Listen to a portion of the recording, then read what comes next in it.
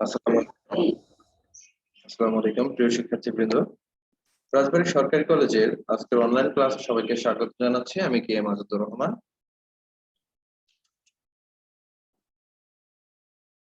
রহমান। প্রভাষক হিসাব বিজ্ঞান বিভাগ, রাজবাড়ী সরকারি কলেজ, রাজবাড়ী। একাদশ এবং দ্বাদশ শ্রেণীর আজকে ফিনান্স, ব্যাংকিং ও বীমা দ্বিতীয় পত্র থেকে আমরা নৌ বীমার অধ্যায়টি আলোচনা করব। এখানে আমরা এই অধ্যায় থেকে যা যা শিখব, নৌ বীমার ধারণা সম্পর্কে আমরা ব্যাখ্যা করব, এর তাৎপর্য, গুরুত্ব, শ্রেণীবিভাগ নিয়ে আলোচনা করব। একটি বৈধ নৌ বীমা চুক্তির শর্ত কি গুলো থাকবে সেগুলো আমরা আলোচনা করব। বিভিন্ন প্রকার নৌ বিপদ চিহ্নিত করে বিশ্লেষণ করতে পারবো। সামুদ্রিক ক্ষতির প্রকারভেদ আমরা আলোচনা করব। সামুদ্রিক ক্ষতি ও আংশিক ক্ষতি, সামগ্রিক ক্ষতি ও আংশিক ক্ষতির ধারণা ব্যাখ্যা করব। তো শিক্ষার্থীরা, প্রথমে আসি নৌ বীমা। আমরা জানি আমাদের আমদানি রপ্তানি অর্থাৎ বৈদেশিক বাণিজ্যের একটি বিপুল পরিমাণ অংশ নৌপথে পরিচালিত হয়। আমাদের দেশে সমুদ্র বন্দরগুলো রয়েছে, যেমন চিটাগাং বন্দর, চট্টগ্রাম সমুদ্র বন্দর, মংলা সমুদ্র বন্দর, পায়রা সমুদ্র বন্দর। এই সমুদ্র বন্দর দিয়ে আমাদের আমদানি রপ্তানি গুলো হয়ে থাকে। পণ্যের আদান প্রদান আমরা পরিবহন করে থাকি। এই পণ্য পরিবহনকালীন সময়ে আমাদের জাহাজের পণ্য, জাহাজের ভাড়া, জাহাজের নাবিক ইত্যাদি সমূহ মানব সৃষ্ট অথবা প্রাকৃতিক কোনো কারণে ক্ষতিগ্রস্ত হওয়ার সম্ভাবনা থাকে, ক্ষতিগ্রস্ত হওয়ার ঝুঁকি থাকে। এই ঝুঁকি মোকাবেলা করার জন্য আমরা যে ব্যবস্থা গ্রহণ করি সেটা আমরা নৌ বীমা। এখানে বিভিন্ন রকমের সংজ্ঞা আছে, আমরা সংজ্ঞাটা দেখি। নৌপথে পরিচালিত জাহাজ, পরিবাহিত পণ্য ও মাসুলের জন্য যে বীমা করা হয় তাকে নৌ বীমা বলে। নৌপথে পরিচালিত জাহাজ, জাহাজের পণ্য, জাহাজের ভাড়া, মাসুল ইত্যাদি বীমাপত্রে উল্লেখিত কারণে ক্ষতিগ্রস্ত হলে বীমাকারী ক্ষতিপূরণের নিশ্চয়তা দিয়ে যে চুক্তি সম্পাদন করে তাকে নৌ বীমা বলে। নৌ বীমাকে ক্ষতিপূরণের চুক্তি বলা হয়ে থাকে। তাহলে এটা হচ্ছে ক্ষতিপূরণের চুক্তি। যদি কোনো সামুদ্রিক বিপদের কারণে ক্ষতি হয়, সে ক্ষতিপূরণ প্রদান করাটাই ক্ষতিপূরণের মাধ্যমে ঝুঁকিকে আমরা হ্রাস। বীমা কখনো ঝড় ঝাপটা কি করতে পারবে না, রিডিউস করতে পারবে, ঠেকাতে পারবে না। তাহলে বীমা কি করতে পারবে? বীমা যেটা করতে পারবে সেটা হচ্ছে এই যে সামুদ্রিক বিপদ সমূহ থেকে যে আর্থিক ক্ষতি হয়, সে আর্থিক ক্ষতির পূরণ করে দিতে। এখানে একটা বিষয় উল্লেখ্য, যখন আমরা বীমা কোম্পানি অর্থাৎ বীমাকারী আর বীমা গ্রহীতার মধ্যে নৌ বীমা চুক্তি হয়, তখন কিছু নির্ধারিত বিষয় উল্লেখ করা হয় যে এই ক্ষতি হলে ক্ষতিপূরণ দেওয়া। সব ধরনের বিপদ বা আর্থিক ক্ষতি হলে বীমা কোম্পানি ক্ষতিপূরণ দিতে বাধ্য না। যে বিষয়টি বীমা চুক্তিতে উল্লেখ করবে, সেই কারণে যদি ক্ষতিপূরিত হয় তাহলে বীমা কোম্পানি বা বীমাকারী ক্ষতিপূরণ দিতে বাধ্য হয়। এবং এখানে একটি উল্লেখযোগ্য বিষয় হচ্ছে যে অন্যান্য বীমার মতো নৌ বীমাটি একটি বীমাযোগ্য স্বার্থ থাকতে হবে। নৌ বীমার ক্ষেত্রে একটি বীমাযোগ্য স্বার্থ থাকতে হবে, অর্থাৎ যে বিষয়ের উপরে বীমা করা হয় সেই বিষয়টিতে বীমা গ্রহীতার বীমাযোগ্য একটি স্বার্থ থাকবে। চূড়ান্ত সৎ বিশ্বাস, অর্থাৎ এখানে দুইটি পক্ষ একে অপরকে সব রকমের তথ্য সংগ্রহ করবে, কোনো ধরনের গোপনীয়তা থাকবে না, এবং এখানে বিশ্বাস থাকবে যে আমার এই বীমাটি কোনো বাজি নয়। এখানে বলা হচ্ছে ইতালিতে চতুর্দশ শতকে নৌ বীমার প্রচলন হয়, অর্থাৎ চতুর্দশ শতাব্দে, এবং 1601 খ্রিস্টাব্দে ইংল্যান্ডে আনুষ্ঠানিকভাবে অ্যাসুরেন্স চেইন বার প্রতিষ্ঠিত হয়। 1680 খ্রিস্টাব্দে এডওয়ার্ড লয়েড লন্ডনে একটি কফি হাউসে প্রতিষ্ঠিত, অর্থাৎ নৌবিমার সূতিকাগার বলা। আমরা নৌবিমার গুরুত্বটা একটু দেখি। নৌবিমা আমরা গ্রহণ করলে আমরা কি সুবিধা পেতে পারি, লাভটা কি? ঝুঁকি হ্রাস করা। অবশ্যই আমাদের সমুদ্র পথে পণ্য পরিবহনে আমাদের ঝুঁকি রয়েছে, আর এই ঝুঁকিকে যদি আমরা রিডিউস করতে পারি, হ্রাস করতে পারি, তাহলে আমাদের আমদানি রপ্তানি বৈদেশিক বাণিজ্যটা সহজ হয়ে যায় এবং অল্প খরচে আমরা পণ্য আদান প্রদান করতে পারি। তাহলে ঝুঁকিটা যত হ্রাস করা যাবে তত আমাদের আমদানি রপ্তানি বা বৈদেশিক বাণিজ্যের ক্ষেত্রে সুবিধা। তাহলে এই ঝুঁকিটা কিভাবে হ্রাস করা যায়? সমুদ্রগামী জাহাজ অস্থিত পণ্য, জাহাজের ভাড়া এবং মাশুল বলা হয় জাহাজের ভাড়া ইত্যাদি প্রাকৃতিক অপ্রাকৃতিক কারণে ঝুঁকির মধ্যে পড়তে পারে। নৌ বীমা চুক্তি এরূপ ঝুঁকির বিপরীতে বীমা গ্রহীতাকে আর্থিক ক্ষতিপূরণের নিশ্চয়তা প্রদান করে, ফলে বীমা গ্রহীতার আর্থিকভাবে ক্ষতিগ্রস্ত হওয়ার ঝুঁকি হ্রাস পায়। এরপরে নৌ বিপদ সময়ের বিপক্ষে নিরাপত্তা। সমুদ্রে আমাদের যে জাহাজগুলো চলাচল করে, এখানে যদি কোনো মানব সৃষ্ট অথবা প্রাকৃতিক কারণে এখানে বিপদ সংঘটিত হয়, বিপদ আসে, তাহলে কি এখানে জাহাজের মালিক, নাবিক সবাই ক্ষতিগ্রস্ত হবে। তো নৌবিমা যখন করা হয় তখন বীমা কোম্পানি এই জাহাজের নাবিক, ক্যাপ্টেন এর সবাইকে নিরাপত্তা দেওয়ার ব্যবস্থা করে। কারণ বীমা কোম্পানি তো জানে যে জাহাজ বা নাবিক বা জাহাজের ভাড়া মাশুল এগুলোর যদি কোনো ক্ষতি হয় তাদের ক্ষতিপূরণ দিতে হবে। আর যদি তারা নিরাপত্তার ব্যবস্থা করতে পারে, ক্ষতি হবে না, ক্ষতির সম্ভাবনা কম। আর ক্ষতির সম্ভাবনা ক্ষতি যদি না হয় তাদের কি করতে হবে না, ক্ষতিপূরণ দিতে হবে না। সে কারণে বীমা কোম্পানি নিরাপত্তা ব্যবস্থা। বৈদেশিক বাণিজ্যের সম্প্রসারণ, আগেই বলেছি আমাদের আমদানি রপ্তানির একটা বিরাট অংশ সমুদ্র পথে পরিচালিত হয়। সুতরাং এইখানে যদি আর্থিক নিরাপত্তা থাকে, অর্থাৎ সামুদ্রিক যে ক্ষতি, সেই ক্ষতিটাকে আমরা যদি মিনিমাইজ করতে পারি, আমরা ঝুঁকিটাকে কমাতে পারি, তাহলে আমদানি রপ্তানির ব্যাপক সম্প্রসারণ ঘটবে এবং নিশ্চিন্তে আমদানিকারক এবং রপ্তানিকারক এক দেশ থেকে আরেক দেশে পণ্য আমদানি রপ্তানি করতে পারে পরিবহনের সুবিধা। সে কারণে বলা হয় বৈদেশিক বাণিজ্যের সম্প্রসারণ, সঞ্চয় সংগ্রহ এবং বীমা গ্রহীতার কাছ থেকে প্রিমিয়াম গ্রহণ করে বীমাকারী বা বীমা কোম্পানি। তো অনেক বীমা গ্রহীতা রয়েছে, প্রত্যেকের কাছ থেকে কি করছে, বীমা কোম্পানি প্রিমিয়াম নিচ্ছে। এই প্রিমিয়ামটি বৃহৎ আকারের একটি জাতীয় সঞ্চয় হচ্ছে এবং একটি মূলধন হিসেবে বীমা কোম্পানি কি করছে, বিনিয়োগ করছে অন্য কোথাও। তাহলে আমরা দেখতে পাচ্ছি নৌ বীমার মাধ্যমে সঞ্চয় সংগৃহীত হচ্ছে এবং মূলধন গঠিত হচ্ছে। কর্মসংস্থান খুবই ইম্পর্টেন্ট একটা বিষয়। দুইভাবে কর্মসংস্থান সৃষ্টি হচ্ছে। এক, বীমা কোম্পানি নিজের সম্প্রসারণ, অর্থাৎ বীমা কোম্পানিতে বেকার যুবকদের জন্য কর্মসংস্থানের সৃষ্টি হচ্ছে। বীমা কোম্পানি যত সম্প্রসারিত হবে ওখানে কাজের সুযোগ তত বেশি হবে।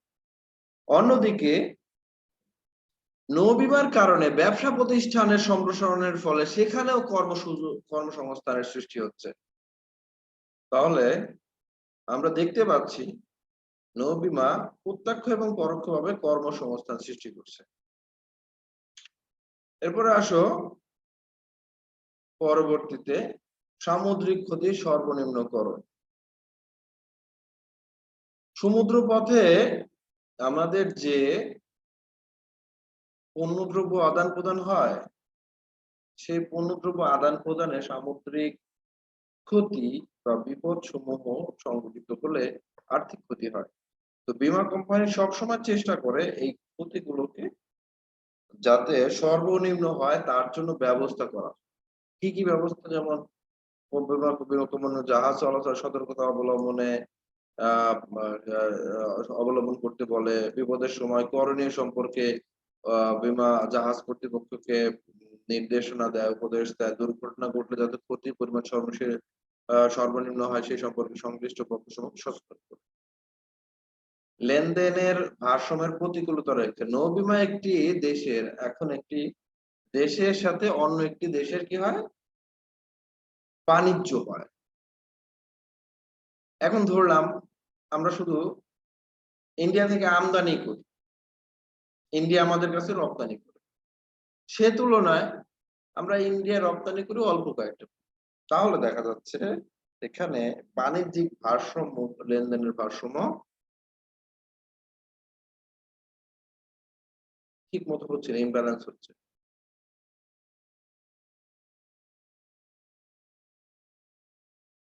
এখন দেখো একটা বিষয়। তাহলে আমরা বলছি যে আমদানি করি বেশি, আমরা রপ্তানি করছি কম। তাহলে এই নৌ বীমার প্রিমিয়ামটা পরিশোধ করতে হয় কাকে? নৌ বীমার প্রিমিয়ামটা পরিশোধ করতে হয় আমদানিকারক। ইন্ডিয়া থেকে আমরা যদি পণ্য নিয়ে আসি তাহলে এই প্রিমিয়াম দিতে হবে আমাদেরকে বেশি। আমাদেরকে আমদানিকারককে। আমদানিকারককে হচ্ছে নৌ বীমার প্রিমিয়াম পরিশোধ করতে হয়। তাহলে কাকে পরিশোধ করছি? এটি যে দেশ থেকে আমরা আমদানি করলাম অর্থাৎ রপ্তানিকারকের দেশের আয় বৃদ্ধি করে।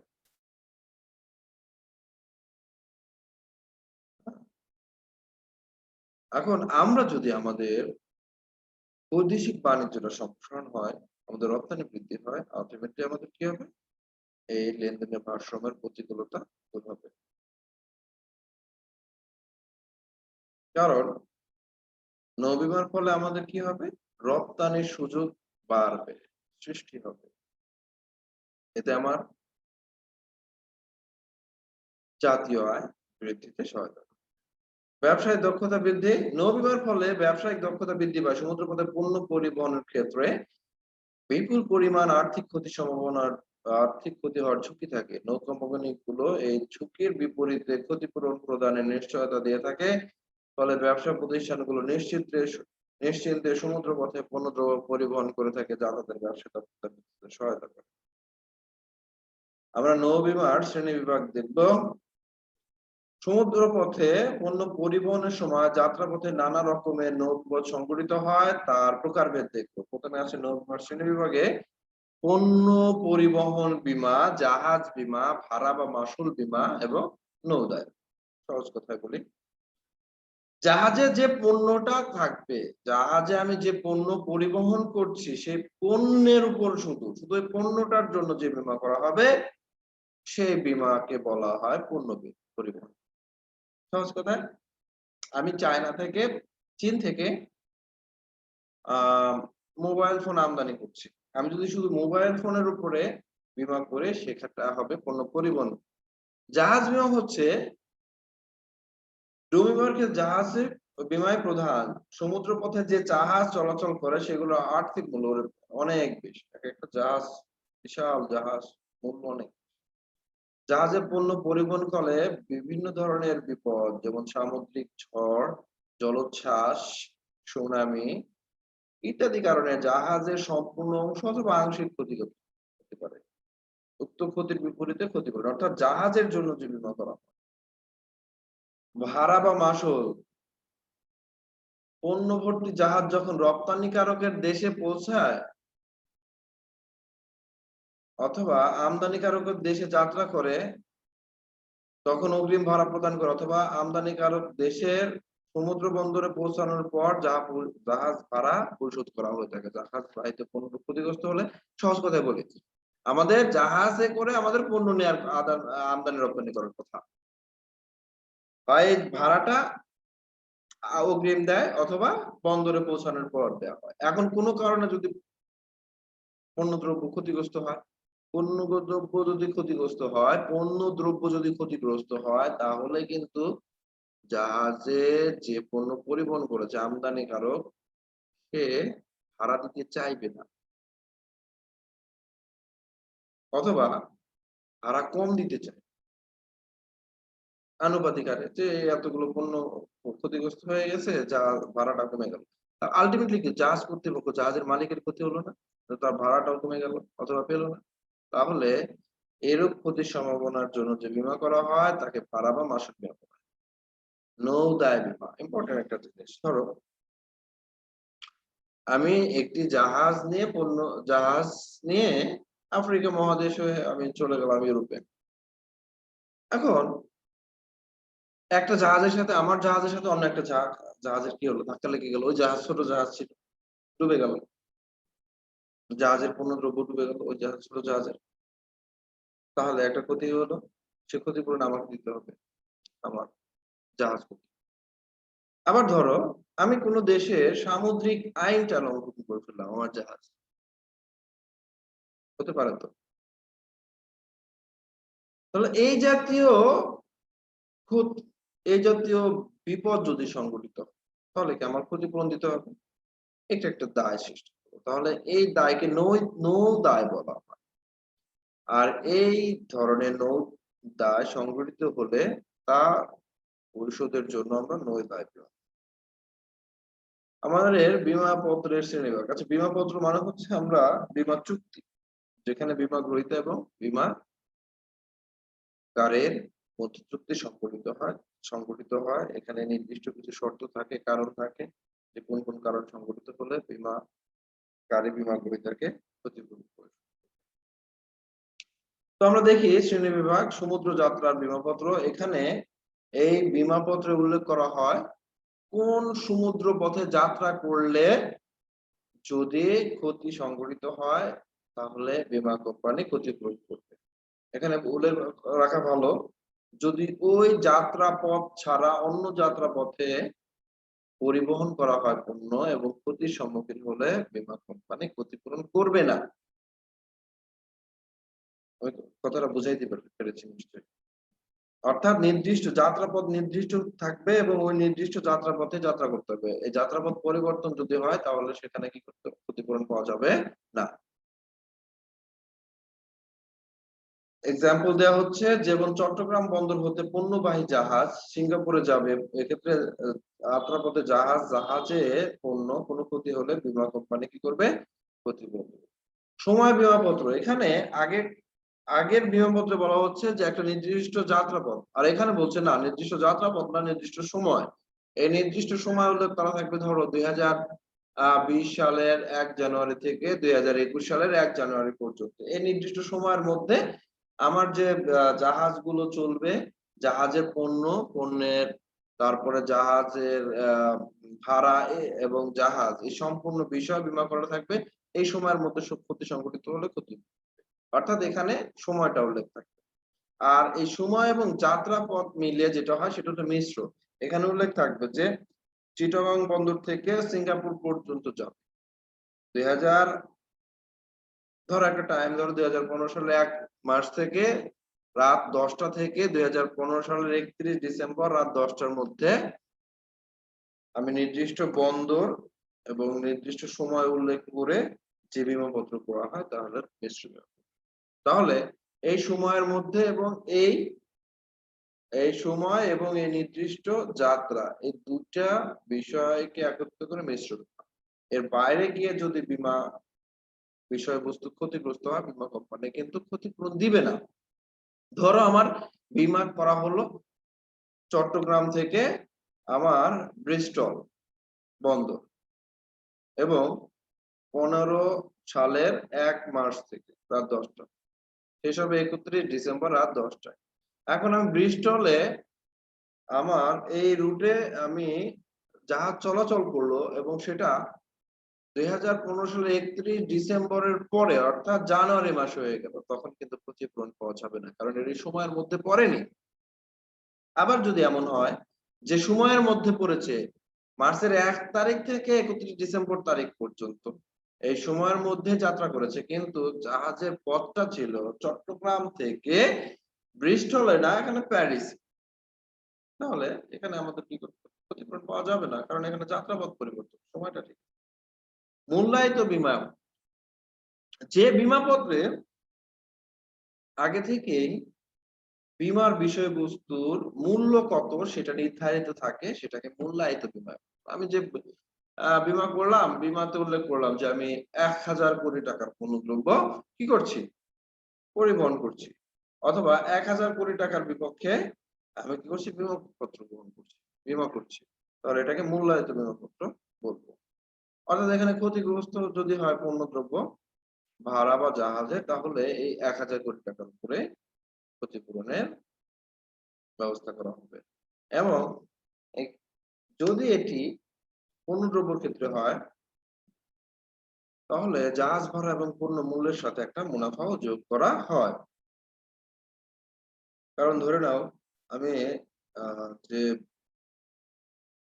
জাহাজে করে পণ্যটা পরিবহন করছি, ক্ষতি হলো, জাহাজের মূল্য ৫ কোটি টাকা,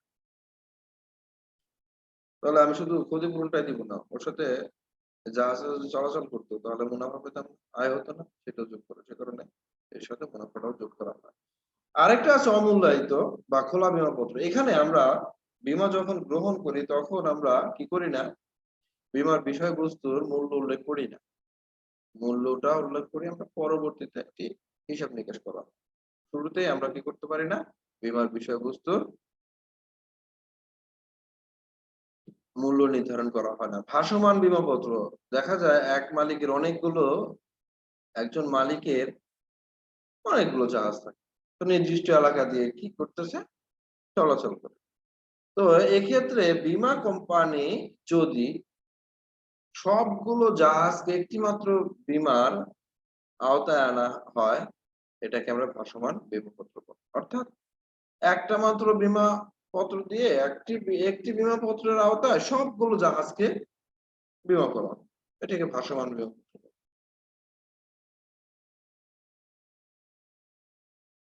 বৃহৎ বা যৌগিক, যখন একাধিক বীমাকারী প্রতিষ্ঠান বড় অঙ্কের, দেখা যাচ্ছে কোন একটা বীমার বিষয়বস্তু অনেক বড় একটা অ্যামাউন্ট, একটা বীমা কোম্পানি পক্ষে কি করা সম্ভব না,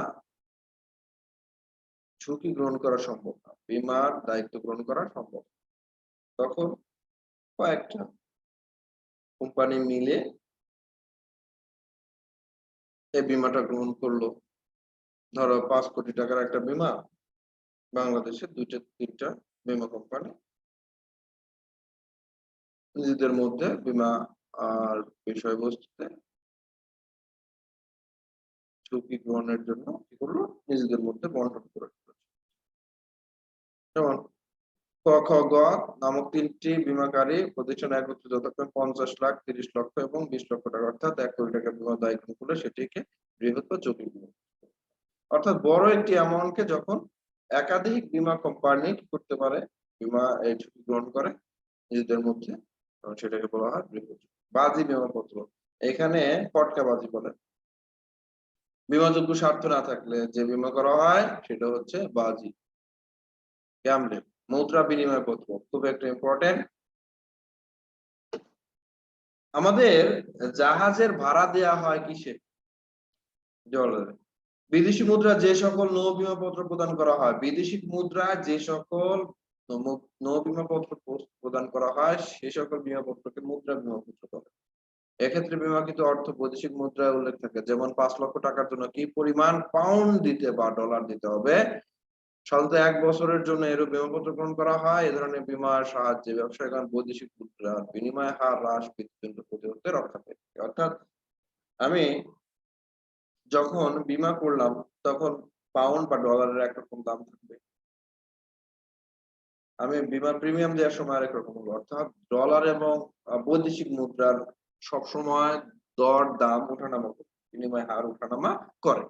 কিন্তু আগে থেকে যদি নির্ধারিত হয়, ঠিক আছে ভাই আমি ১ কোটি টাকার পণ্যের জন্য বীমা করব, কয় টাকা দেয়া লাগবে, কয় ডলার দেয়া লাগবে, কয় ডলার দিতে হবে, তাহলে এই আগে থেকে যদি নির্ধারিত হয়ে যায় তাহলে আমার আর এই যে ডলার বা বৈদেশিক মুদ্রার যে হ্রাস বৃদ্ধি হলে আমার যে ক্ষতি হওয়ার সম্ভাবনা সেটা থাকবে না। যুগ্ম বীমাপত্র, ডাবল ইন্স্যুরেন্স করলে একই বিষয়বস্তু, অর্থাৎ আমি একই বিষয়বস্তুর জন্য যদি আলাদা আলাদা কোম্পানির কাছ থেকে বীমা করে থাকি সেটাকে বলা হয় যুগ্ম বীমাপত্র।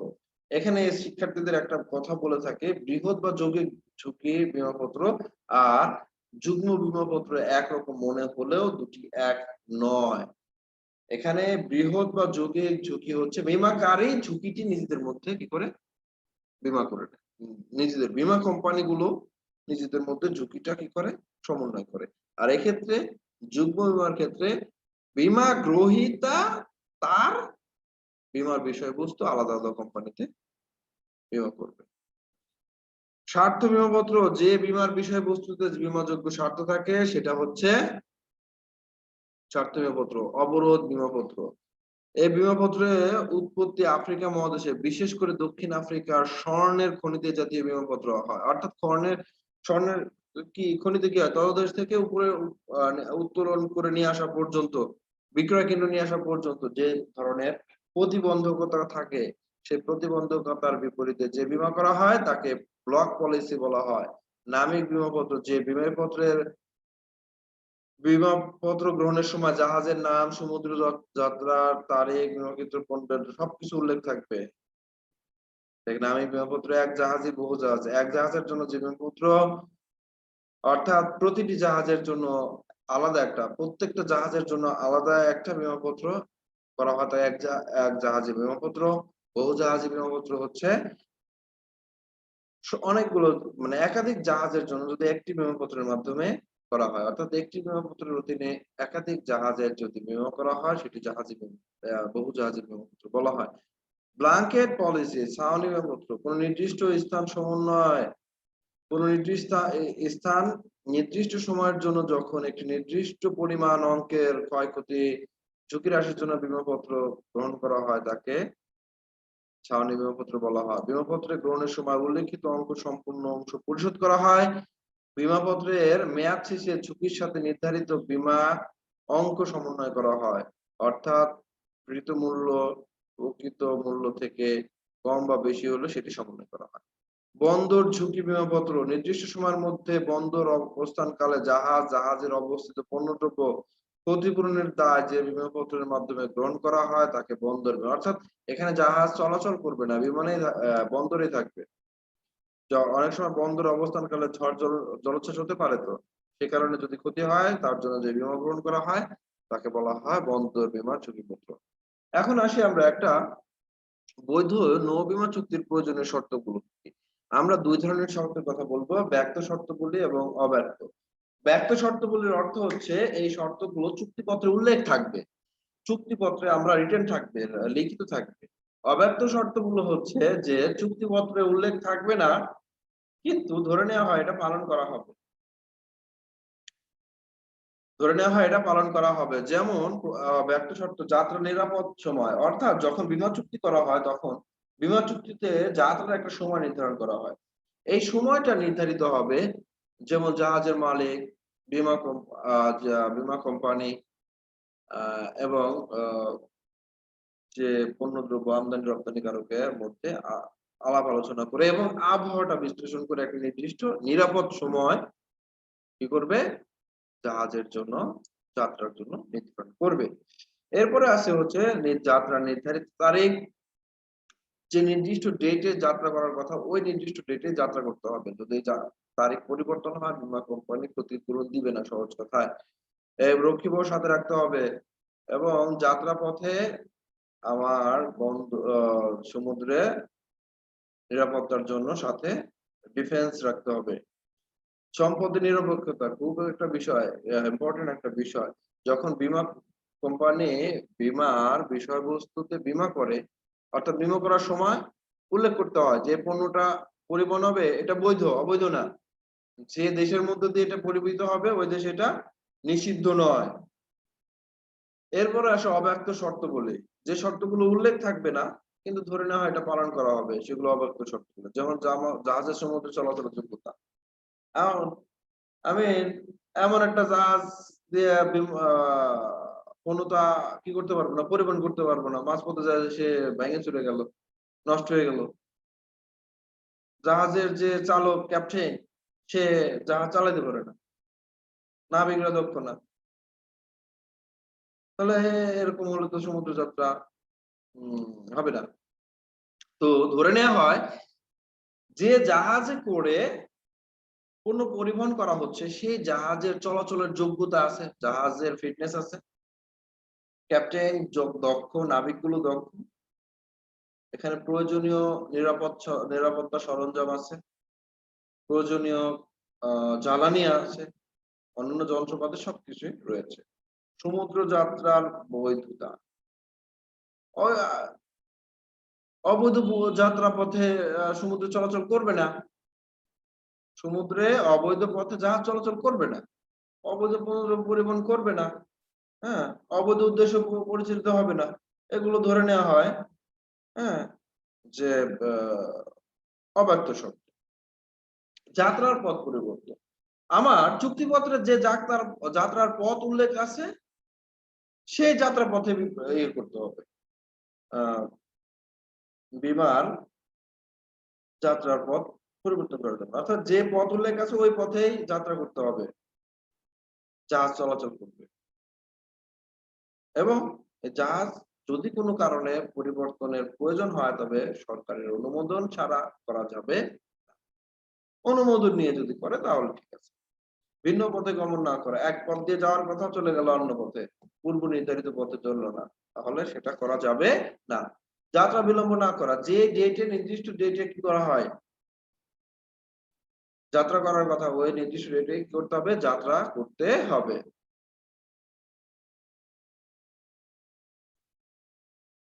এরপরে আসো নৌ বিপদ সমূহ।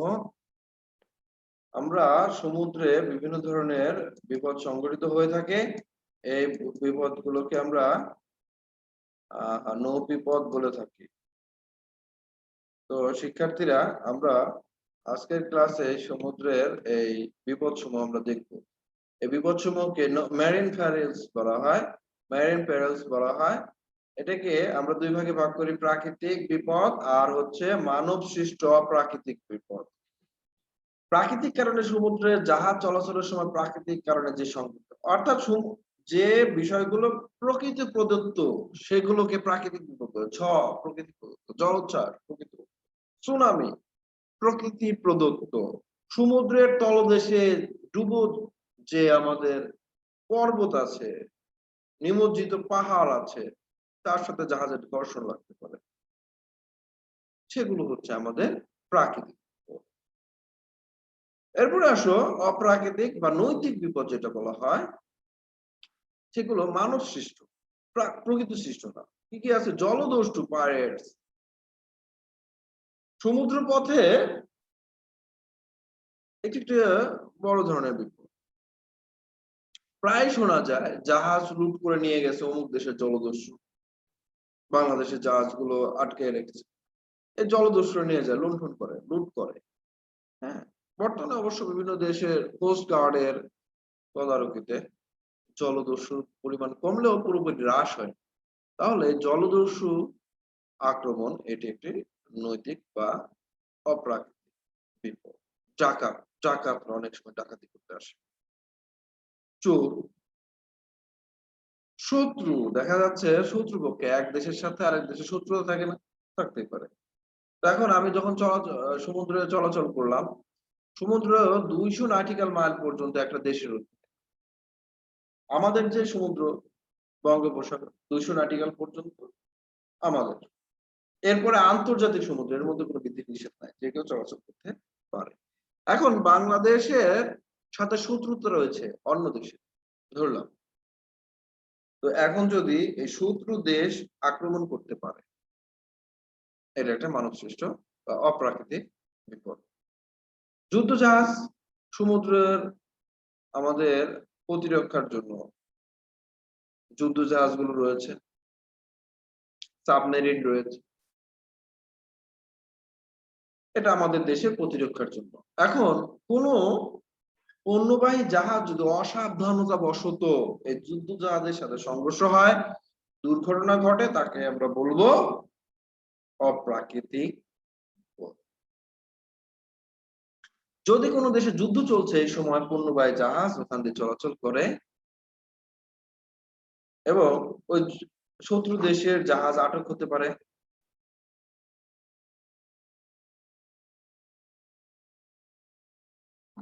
শত্রু দেশের জাহাজ যদি আটক করে রাখে যে তোমরা যুদ্ধের সরঞ্জাম পরিবহন করছো, অথবা অন্য কোনো কারণ দেখিয়ে জাহাজ আটক করতে পারে, ক্ষতিগ্রস্ত করতে পারে, এটা আমরা বলবো অপ্রাকৃতিক বিপদ। শত্রু দেশের সরকার, রাজা, রাজপুত্র বা জনগণ কর্তৃক প্রতিবন্ধক সৃষ্টি, অর্থাৎ শত্রু দেশের মধ্যে চলাচল করছে, তখন যদি হয় যে দেশের মধ্যে চলাচল করতেছে সেই দেশ সরকার কর্তৃক যদি কি করা হয়, সমুদ্রের জাহাজ ব্যবহার করতে বা সমুদ্র বন্দর যদি ব্যবহার করার সময় যদি তা আটকে রাখে, কোনো ক্ষতিগ্রস্ত হয়, তাহলে এটাকে বলবো আমরা অপ্রাকৃতিক বিপদ।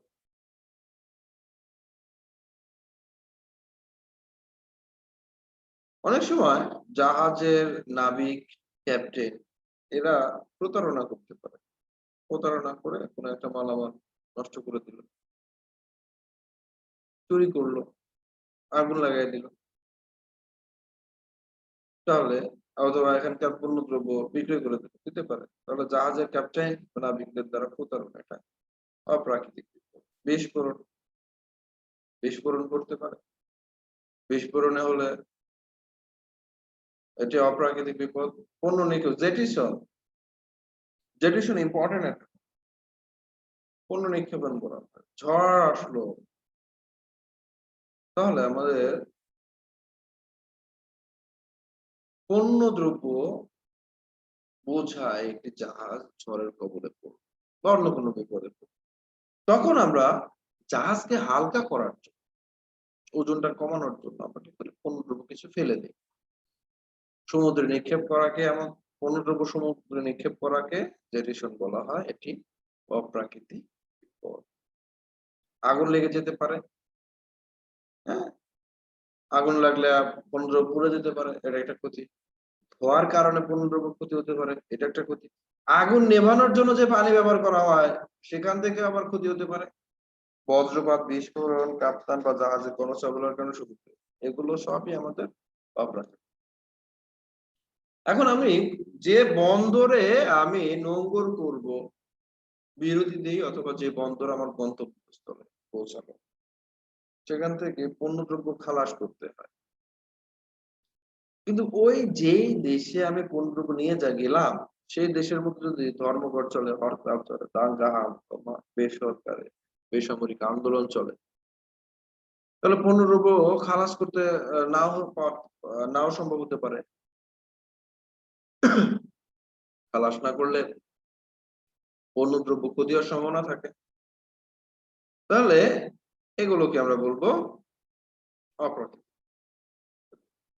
অন্যান্য বিপদ সমূহের মধ্যে কি আছে, সমুদ্রের পানির অতিরিক্ত লবণাক্ততা, পোকায় কাটা, খাদ্যের অভাবে জাহাজ পরিবাহিত গবাদি পশু মৃত্যুতেও সামুদ্রিক বিপদের মধ্যে পড়ে। তারপরেও অধিক তৈলাক্ততা, তাপ বিদ্যুতের কারণে জাহাজে অবস্থিত মালামালের ক্ষতি হলে তা সামুদ্রিক ক্ষতি বলে পরিগণিত। তো শিক্ষার্থীরা, আজকে তোমাদের সাথে এ পর্যন্তই, দেখা হবে পরবর্তী ক্লাসে। সবাই ভালো থাকো, সুস্থ থাকো, খোদা হাফেজ।